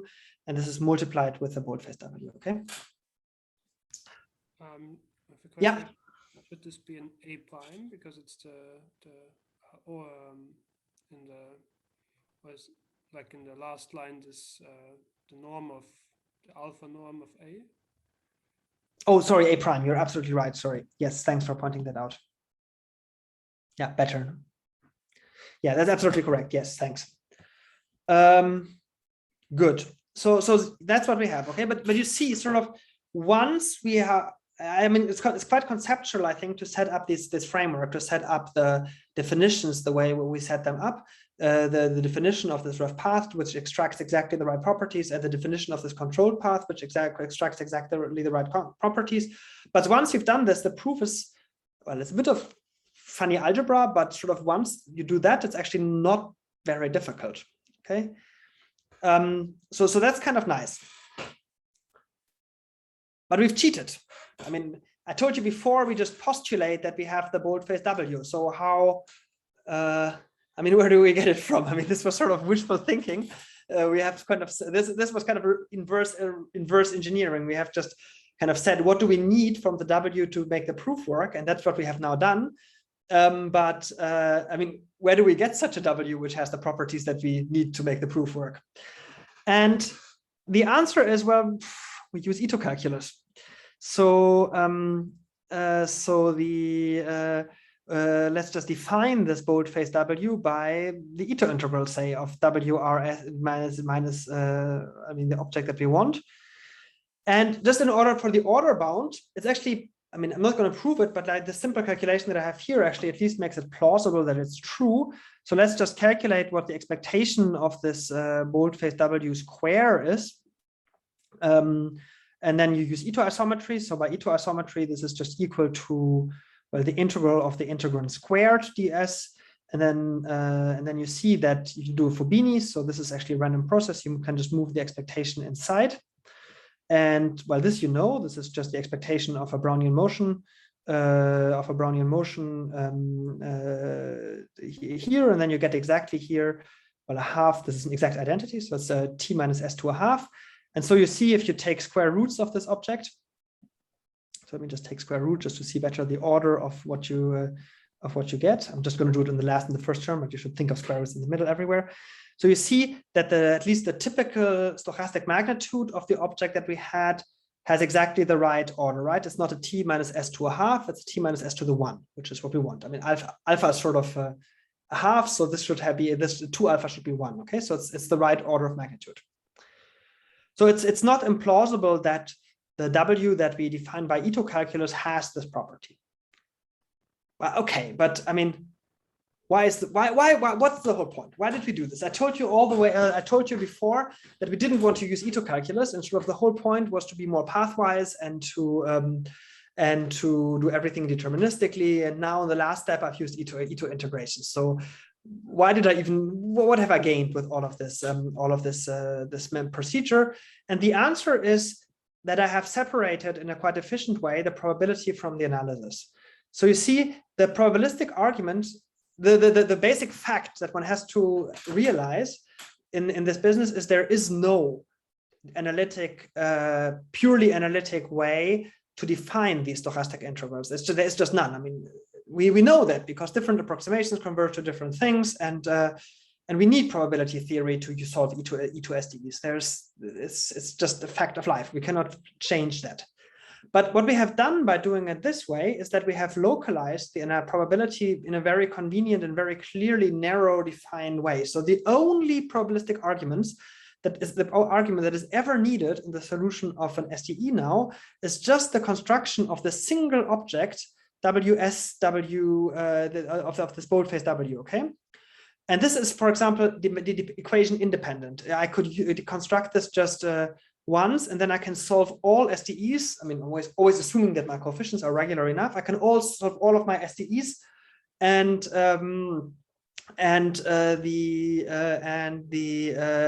just for the single choice of W. It removes, for example, all these measurability issues and all these problems of if sets of measure 0 are depending on initial datum and construction of stochastic flows, and all these things become, in that sense, much easier. And also, it's much more explicit. I don't have to keep track of the flow of information on the level of the process. I just need to capture the stochastic cancellations in a single, very explicit object. I just have to calculate the Brownian motion against itself. So I just have to define a single stochastic object, which is, if you want, a quadratic object in the Brownian motion. I just have to understand a polynomial in a Gaussian random variable. That's not so bad. And in particular, that I can do for really many random variables. This covariance, this basic covariance calculation that I've basically done on the previous slide, I can easily do for a large class of processes which are not Brownian motion. So I can easily do this, for example, for fractional Brownian motion, because I don't actually rely on this fact that it's wide in time anymore. I can do an analogous, for fractional Brownian motion, I know the covariance function explicitly, so I can do the same calculation that I did before, also for fractional Brownian motion. It's not even very complicated. And so then once I've done this, I can actually solve stochastic differential equations with a purely deterministic argument, and I just use this as an input. I kind of take this pair, little W, boldface W, and once I've got this, I don't have to think about probability ever again. Okay, so it's in that sense, it's a very, it's a clean way of setting up the argument in this way. I think in the chat there was something.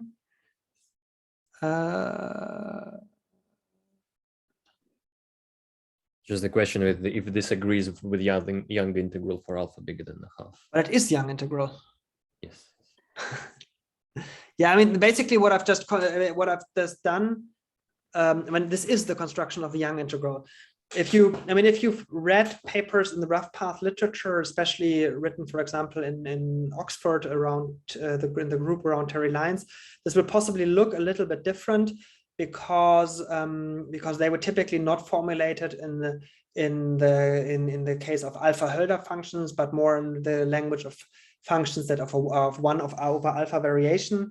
But I mean, anyway, alpha Hölder, the 1 over alpha variation is controlled by the alpha Hölder case. So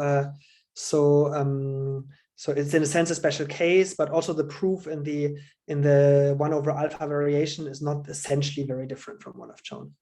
So yes, it is just the Young integral. Excuse me, Hendrik, can I ask a question? Please. So this black bold W that we have, it's not unique, right? I mean, I could add a continuous increment and the change of base formula you said holds, so everything still works, right? Very good point. That is actually my next slide. That is my next point, actually. Yes, thanks a lot for anticipating that. So that's what I want to make. Oh, is it? Sorry.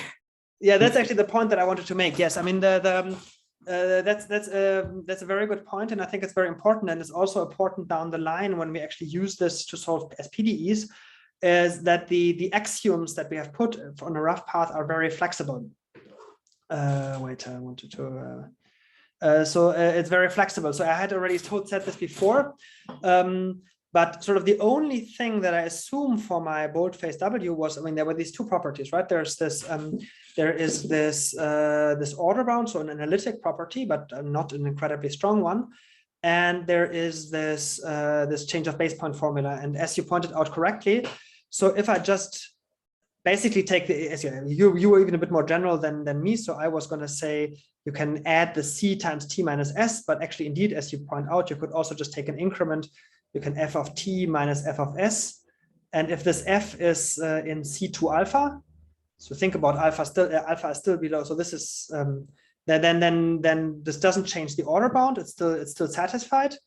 And the change of base point formula is also still true, because I mean, in this, it's actually an exercise. So you could check that it still satisfies the axiom of being a rough path. It's not a very difficult exercise, but I encourage you to do it. And it's then actually quite instructive to say that, of course, now all of this proof still works. So we can still integrate now our pair, our controlled path A prime against this new stochastic, against this new rough path. And it's actually interesting. So it doesn't give you the same answer. So if this is kind of denoted in this formula below, so the integral with respect to this new rough path coincides with the integral over the old rough path, but you get an extra term, which in the case that I have here, where I have just an increment of t, so c times t minus s, but in the case that you proposed, you would get here a integral from 0 to t f of s a prime of s ds. So that's a bit more general than what I proposed here. And I mean, perhaps what is actually interesting to just remember that in the case of SDE, this a prime is going to be a sigma prime of x. And so this is exactly the type of transformation that you have if you solve, if you go from a Ito solution to an SDE to the Stratonowicz solution of the SDE, okay? So if you want to take this point of view, then both the Ito integral and the stochastic integral and the Stratonowicz integral that you have in stochastic calculus coincide with rough integrals. It just corresponds to different boldface lifts of the Brownian motion. So in one case, you have to take the Ito lift of the Brownian motion. In one case, you have to take the Stratonowicz lift of the Brownian motion. And that, I mean, this exercise is easy, right? I mean, this exercise is just going through the proof and checking things. It's no real innovation is needed, okay? Okay, Thank you. Yeah. So I hope I answered your question. Yes, you did. Thank you. But okay, thanks. That's great. Okay, good. So, okay, I'm 10 minutes. I think this was my last slide for now, but except for a summary slide, but I have 10 minutes. So let me actually just go to something else and add 2 more slides from somewhere else that I would like to share still also. Let me just do this quickly. That's a good idea. I'll find them here. So this is actually another point that I like to discuss here, because then I don't have to talk about start next lecture. Then I can just go have one more, because this remark about rough path is also quite instructive. There was this question with the value a third. So, I mean, of course, it's clear in the proof where the value a third appears, right? Because this extra going to next order in the expansion bought you sort of 1 extra alpha. So now 3 alpha had to be bigger than 1. So alpha had to still be bigger than a third. So that's not very surprising. But of course, the question that we had derived our algorithm by going 1 step in kind of a higher order expansion of our ODE. And in principle, nothing stops us from, I mean, why don't we just go further? If we want to, if we had a more irregular W, don't we just go further in our expansion? And we can do that. And this is actually, again, I think a quite nice exercise that, I mean, the exercise is slightly hard, but I still encourage you to do it. It's really highly instructive. So the guess would be, if you wanted to do the Riemann sum, that approximation to next order, the idea, the exercise here is, how would you go to, I mean, just go through this approximation scheme that I showed you a couple of slides before again, and just check how next order terms would like. And this is just a hint, you will get 2 additional terms. So not just 1, you will get 2. So you will get 2 terms, both of which will have an order bound of order 3 alpha. So you see the object that we introduced in the first round had an order bound of order 2 alpha, and this one will have these will have order bounds of order 3 alpha, but they're different. So there's one which is this triple integrated integral. So before we had just a double iterated integral, now we have a triple integrated integral, but in a second term, which actually has a square of an increment against the dw. And so the exercise is that you should define the according notion of alpha rough path. So you should, which will consist of the objects that we had already previously, and these 2 additional extra objects. Both of them satisfy an order bound of 3 alpha, and the exercise here consists mostly of you figuring out the correct change of base point formula, which you will do by basically doing the calculation, assuming things are smooth, and figuring out how to change base points. So it's not a this part is not so complicated in the exercise. And then the hard part of the exercise is now to define what a controlled path would be in this framework. And this is much harder. So you will have sort of Gubinelli derivatives for each of these terms. So you will have not just the original Gubinelli derivative, but the 2 extra Gubinelli derivatives. And each of them will now need to have some sort of local modeledness assumption. So you will have non-trivial conditions for all 3 of these Gubinelli derivatives. And then the really hard part of the exercise here is to prove that these third order Riemann sums will still converge along the dyadic partitions. Okay, so if you do that, and if you've done that, you've done a march, have done a big step. So this has been implemented actually for any order alpha bigger than a half, and this is what is called branched rough path. In a really nice work by Massimiliano Gubinelli. And this was very, very inspiring, I think, for the development later of the theory of regularity structures. So this is, I mean, the way this is done, if you, it's really interesting to look at Massimiliano's paper on that. And I put these slides onto when I update the slides on the webpage, I put these 2 slides there. So if you want to do this exercise, and I'll also put the reference to Massimiliano's paper there. So I encourage you, if you're brave, to look at it. Okay. Good. So that's, I think, all I wanted to really say about this. Perhaps this was just the addendum for what happens. Sorry, let me just say one more thing, which is perhaps still interesting. So this is, again, if you grew up sort of in the Oxford School of Rough Path, then this will have looked a little bit different, because in the original works by Terry Lyons, for these terms kind of, I mean, they appear and then they are discussed away immediately, because one uses sort of chain rule to check that if a chain rule holds, then this one actually kind of coincides with this one, then this one actually can be rewritten in terms of this one, and then you can develop the whole theory only in terms of iterated integrals. But kind of going towards SPDEs, it's perhaps better to leave these terms and not use this miracle. Okay. Anyway, so sorry for the end. Perhaps this was a bit quick now in the last 5 minutes, and I won't come back to that too much tomorrow. Let me just pass to the summary of this lecture. So what was the point of what I showed you, and I hope I convinced you to do? We did. So the problem that we addressed was that we can't construct pathwise solution to this ODE.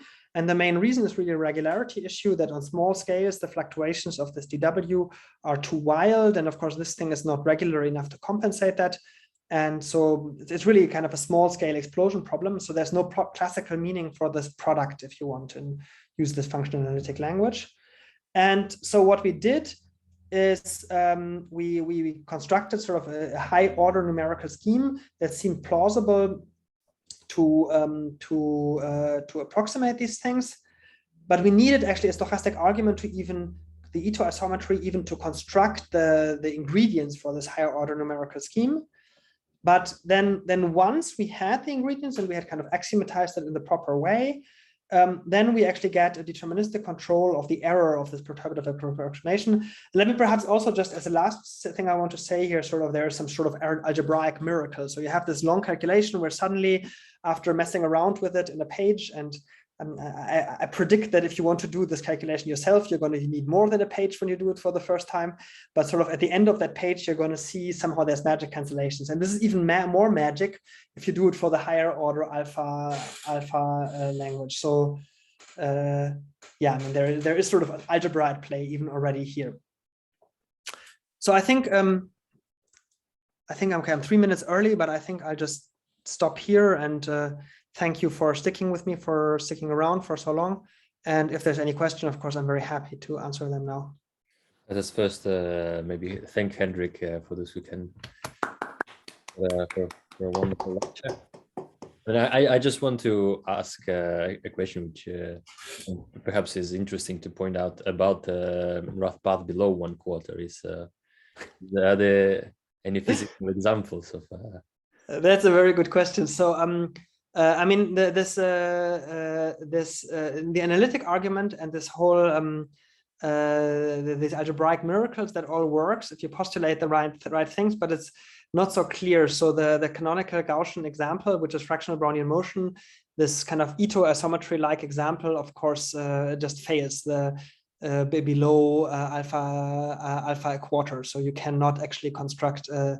You cannot, I mean, you can still do the theory and kind of, if you postulate that you have the right W's and the right number of stochastic integrals which have the right properties, then you can still do it, but you cannot actually satisfy your wish list sort of anymore.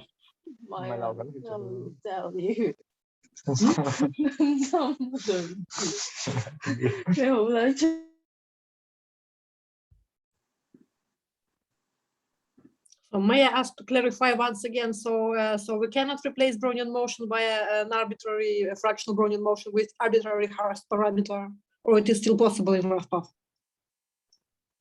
Well, I mean, the analytic theory would work. The problem is I cannot construct these higher order W's for Hurst parameter less than 1/4. There's a covariance calculation, and this integral that you get by calculating the covariance functions just diverges. Mm-hmm. And there have been attempts by constructing actually quite a number of attempts for constructing canonical rough path lifts for fractional Brownian motion for Hurst parameter below 1/4. And some things, I mean, there's an abstract theorem that such a thing exists, but I'm not aware of a construction that would be particularly canonical. Okay, thank you.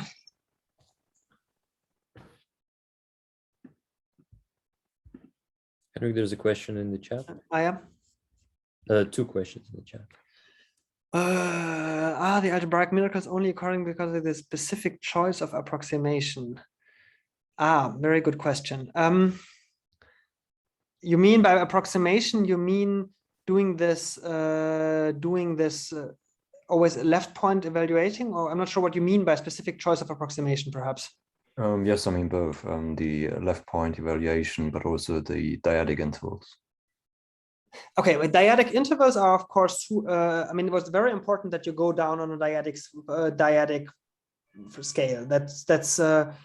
But that's basically always the case in all of these proofs in harmonic analysis. You always go down in dyadic scales. It's sort of the same in Littlewood-Paley theory, where you also always from one block to the next always kind of go from one scale to the other. I mean, always half the length scale.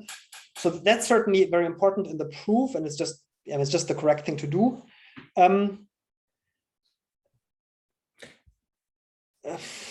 But there is an alternative proof to that, where you kind of subtract the worst intervals, and then it doesn't care about the what is your partition.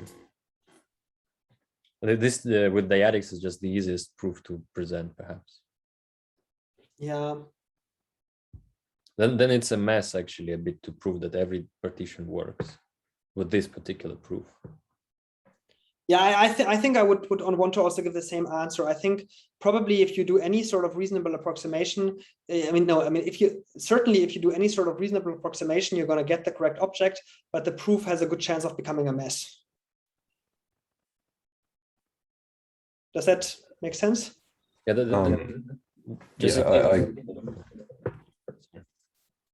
I guess so. So we still expect those cancellation to occur, right?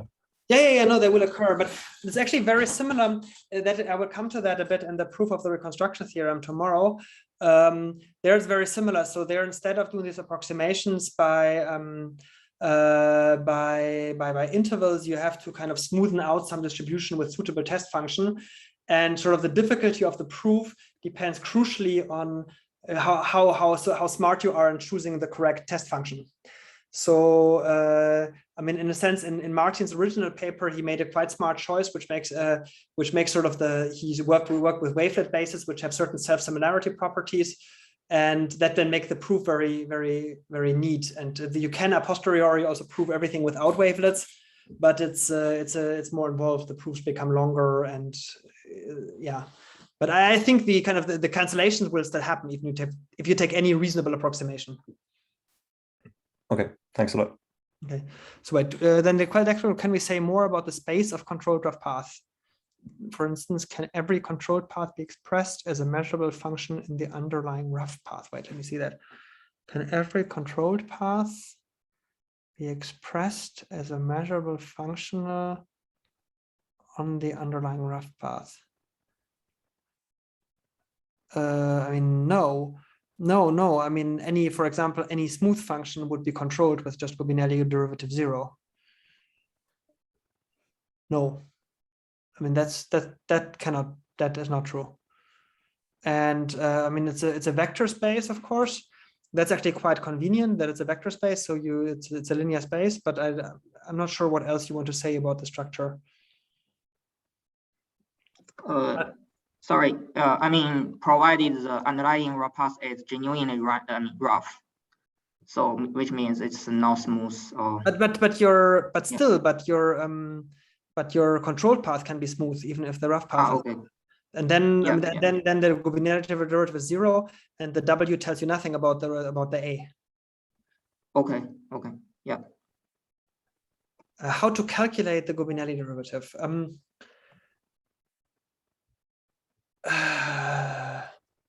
Well, that's a good question. I mean, the other, perhaps let me rephrase the question, which would be,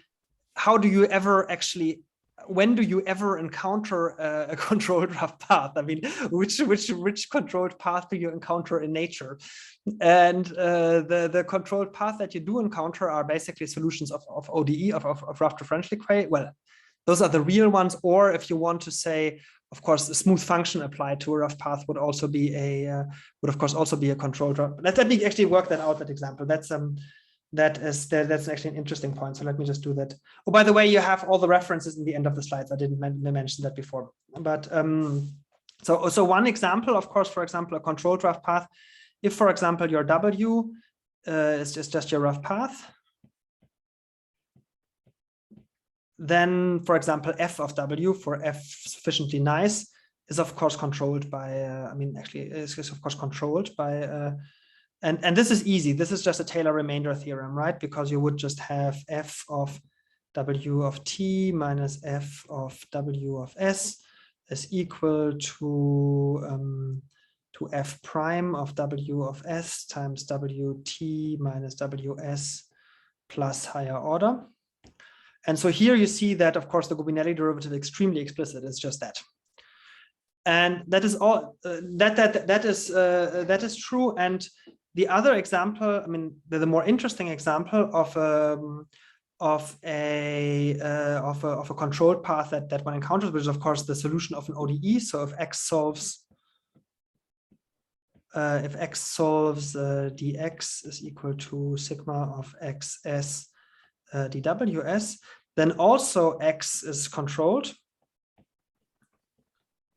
And we have figured it out, right? So the Gubinelli derivative is just given by sigma prime of xs times sigma of xs. And indeed, and as you see, it's again extremely explicit.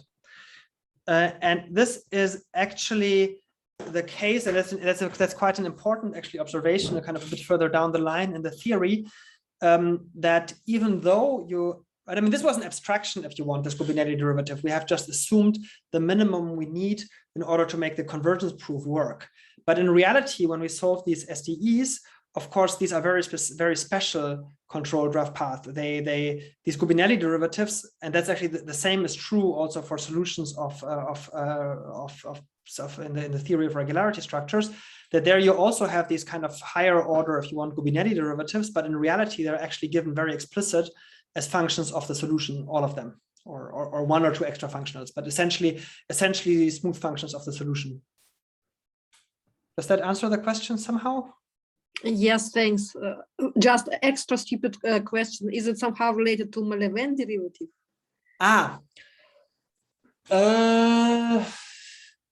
That's also an interesting question.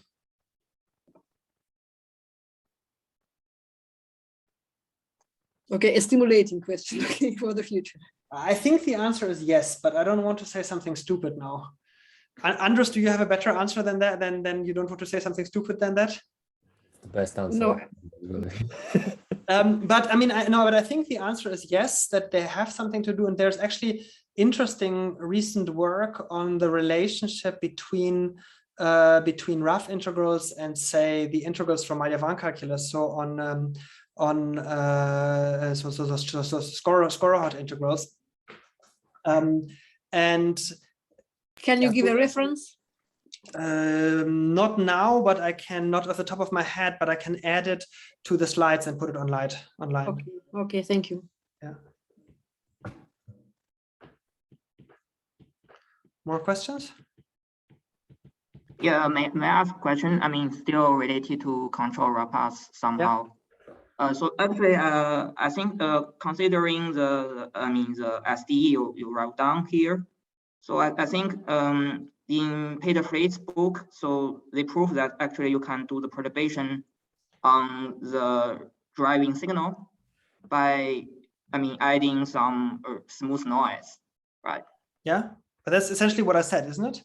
Yeah. So my question is it possible that you do the perturbation really, in the level of raw path? So you choose any, somehow you have a notion of perturbation on the raw path space, not only considering smooth perturbations. Oh, so you're asking if you can take a rough path, say W, and you have another rough path. Yeah, somehow like this. Yeah. So say whatever, what's another letter, V, and you want to ask, can you define the rough path W plus V? Yeah, because I think the difficulty is if you do the perturbation on of a smooth path, then you can still use the control raw path. Yes. Look, the problem with what you're proposing is this. If you want to say, let me just go to an empty page here at the end.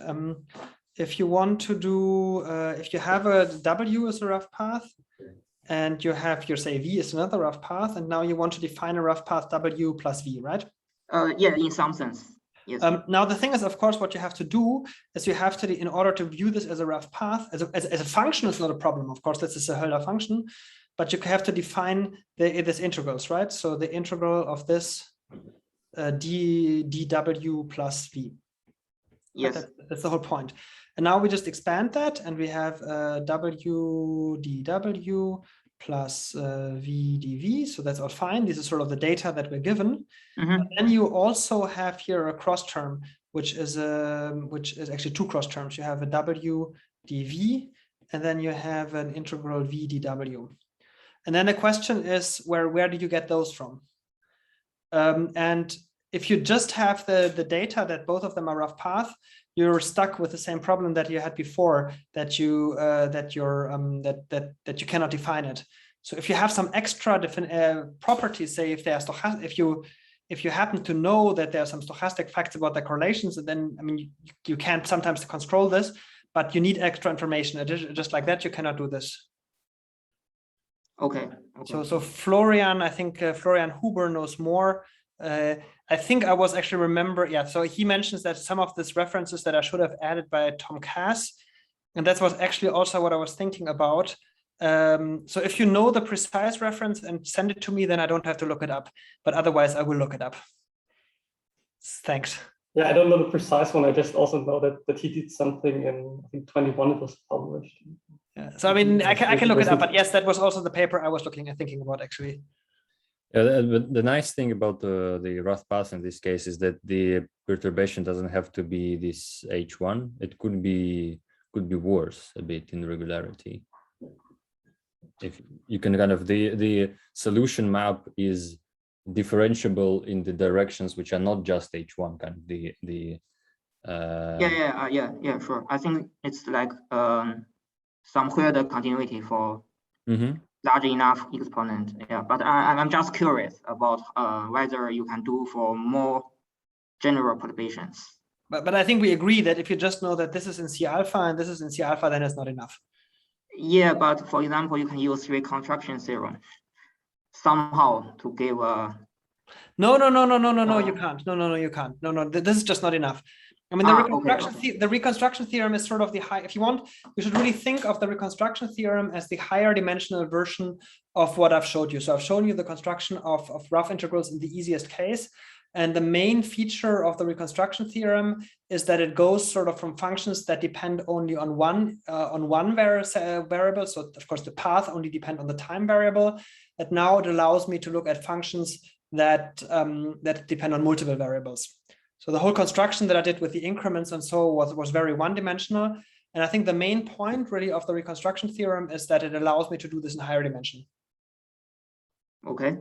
But it doesn't allow me to multiply if by power counting I cannot multiply them, then I cannot multiply them. And the reconstruction theorem doesn't magically allow me to do it. Yeah, but somehow, for W plus V, it's still a rough path, right? So it's, for example, it's still alpha squared. And I think you can use reconstruction theorem to prove that it admits a rough path lift. But okay, yeah, sure. I mean, there exists always one, but it's non-unique and not canonical. Yeah, like this. Yeah. No, that's true. That's true. Okay. But do you think one can use this to, to study the perturbation of rough paths in this sense? I'm not sure if these non-unique abstract constructions exist. These things that exist, if they're particularly helpful for that, I would be sort of a bit skeptical. Okay. But if you fix one, then somehow you assume it's a canonical choice. Anyway, okay, just from my personal curiosity. Okay. I'm not so sure. Okay. Thank you. Okay, I think we should probably stop soon because otherwise.